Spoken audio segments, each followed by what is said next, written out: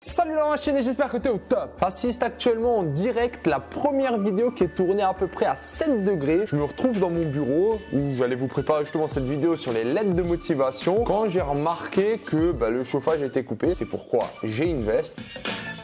Mais je me suis dit que voilà, le sujet il est vraiment très important. En plus, il y a une échéance qui est en train d'approcher pour les lettres de motivation que vous allez devoir rentrer lorsque vous faites les vœux sur Parcoursup. Donc dans cette vidéo, on va voir ensemble les erreurs à pas commettre lorsque tu fais une lettre de motivation. Et puis tout à la fin, je vais vraiment te donner un truc, je pense, qui va être extraordinaire et qui te permettra de te distinguer de n'importe quel potentiel concurrent, on va dire, que tu as et qui veut peut-être prendre ta place dans une de ces universités. J'espère que tu es chaud.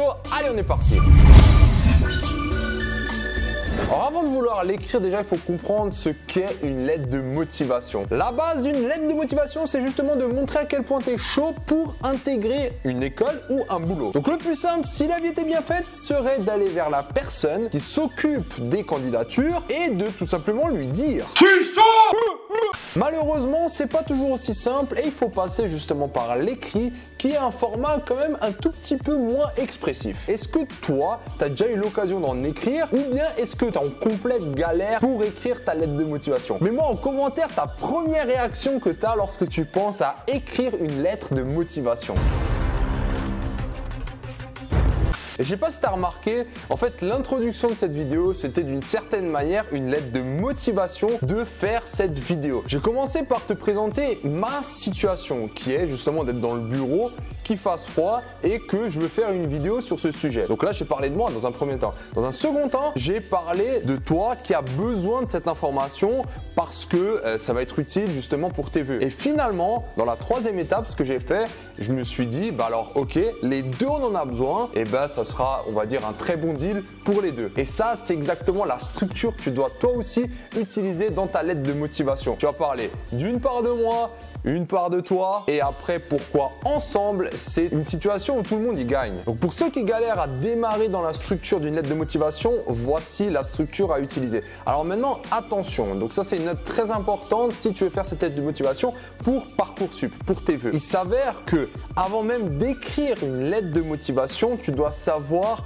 les règles du jeu. C'est-à-dire, combien de temps une université, une école va-t-elle passer sur ton dossier? Ça, c'est la question à déterminer avant tout. Alors, pour le moment, je n'ai pas trouvé de source fiable. On nous fait comprendre que le temps sera vraiment très très court. Donc, tu ne peux pas comparer cette lettre de motivation à une lettre de motivation peut-être que tu vas écrire pour ton job d'été. Les conseils que je vais te donner maintenant s'appliquent pour tout type de lettre. C'est juste que pour ce type en particulier, tu vas peut-être ne pas trop en mettre. Tu vas essayer d'être plus léger encore dans la structure. Commençons dans tous les cas par la première chose, c'est ne raconte pas ta vie. Ne fais pas un truc long, ne pense pas que la quantité va être synonyme de qualité. Ce qu'il faut réussir, c'est vraiment à sortir du lot et que ça soit rapide. Alors maintenant, plusieurs choses pour ne pas te griller. D'une part, c'est bien d'aller sur internet trouver des lettres de motivation, mais les utilise pas. Tu dois peut-être t'en inspirer un peu. Il y en a plein qui les utilisent et tu n'as pas envie d'avoir l'air d'un con parce que quand des personnes lisent 4-5 fois la même lettre, ils savent exactement ça, c'est le branleur numéro 1. Maintenant, le deuxième truc que je vois aussi beaucoup, c'est l'utilisation du langage. Attention à ne pas utiliser des formules de malade lorsque tu vas faire tes petits paragraphes de motivation. Ça se voit direct quand une personne n'est pas habituée à utiliser un langage soutenu. Et du moment où tu captes que peut-être au niveau du style, au niveau de la formulation, au niveau des transitions, que c'est pas cohérent en fait, que tout le langage n'est pas cohérent avec la personne, et tu es complètement décrédibilisé. Donc ne cherche pas à faire Charlemagne ou Louis XIV, sois simple, concis et direct dans tes propos. Par contre, c'est pas parce que tu restes simple et direct dans tes propos que ça doit être informel et mal écrit. Donc n'aie pas peur, fais-toi surtout relire par des personnes qui maîtrisent profondément l'orthographe et la syntaxe. Parce que les fautes d'orthographe, je pense pas que ce soit disqualifiant, mais bon, ça fait quand même mal à... 3. Ça rejoint un peu le premier point où je t'ai dit évite de prendre des copier-coller d'internet, c'est que tu dois rester authentique. Et surtout quand tu vas t'adresser à une personne, par exemple moi quand je m'adresse à toi, si tu étais en face de moi, eh ben, je saurais exactement m'adapter à toi parce que j'aurais un profil. Et ben toi, les profils de ces universités, tu les as, ou de ces boîtes, hein, tu les as face à toi. Donc tu dois aussi adapter ton discours à ces personnes. Évite les grandes généralités. Vous êtes les meilleurs. Je suis curieux. Ça vaut rien. Tu vois. En fait, au bout d'un moment, à force de lire des candidatures, tu as vraiment un filtre à merde.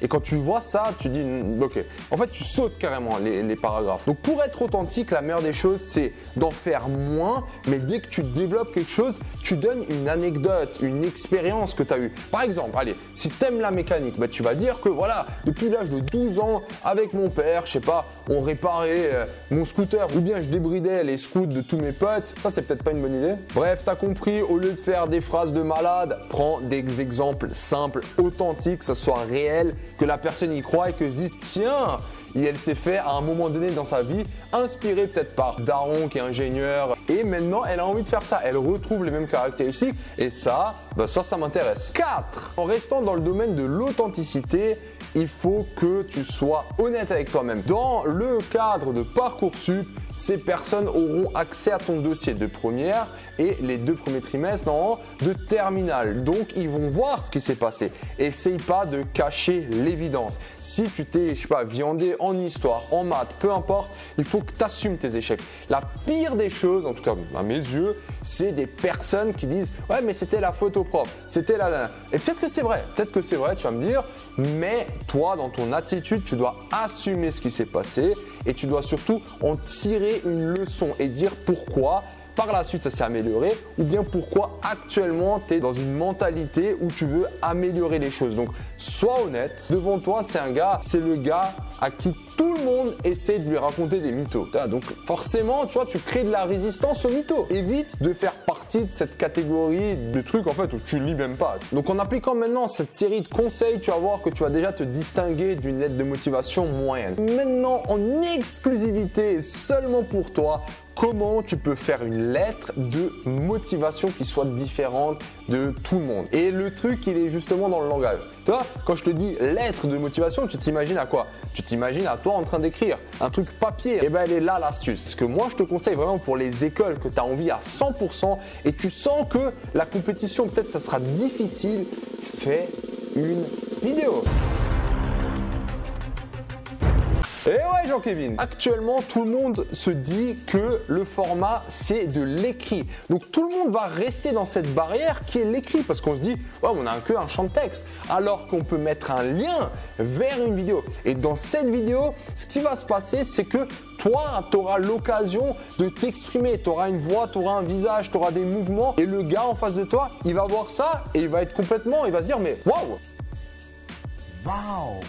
Il en recevra peut-être une. Ou maintenant, avec cette vidéo, peut-être 2. C'est clair que ça demande plus de travail, mais tu te rends compte à quel point tu es unique en fait. Et c'est vraiment ça ce qui est important. C'est attirer l'attention de l'école, de l'entreprise, ce que tu veux et aussi lui faire comprendre que ce que tu es en train de faire, c'est quelque chose d'unique pour lui. C'est pas du copier-coller que tu envoies à tout le monde. Donc voilà comment s'y prendre si tu veux vraiment un format complètement original. Alors attention maintenant, je suis au courant aussi que si maintenant tu fais tes 10 vœux sur Parcoursup ou bien si tu fais des vœux pour un boulot, tu n'as pas forcément le temps de toujours faire une vidéo pour chaque truc. Donc c'est pour ça que tu as vraiment sélectionné ceux où tu es vraiment prêt ou prête à investir à fond. Pour les autres, ce que je peux te conseiller, c'est avoir une trame de ta lettre de motivation et tu dis tiens, là je vais changer 2 phrases et à la fin je vais encore en changer peut-être une pour vraiment adapter, en tout cas le mieux possible, ton discours à cette personne pour qu'elle se sente directement touchée. Parce que ça, c'est pas forcément évident. En dehors de ces conseils et ce bonus, je me suis demandé comment je pourrais t'aider activement à mieux gérer ta lettre de motivation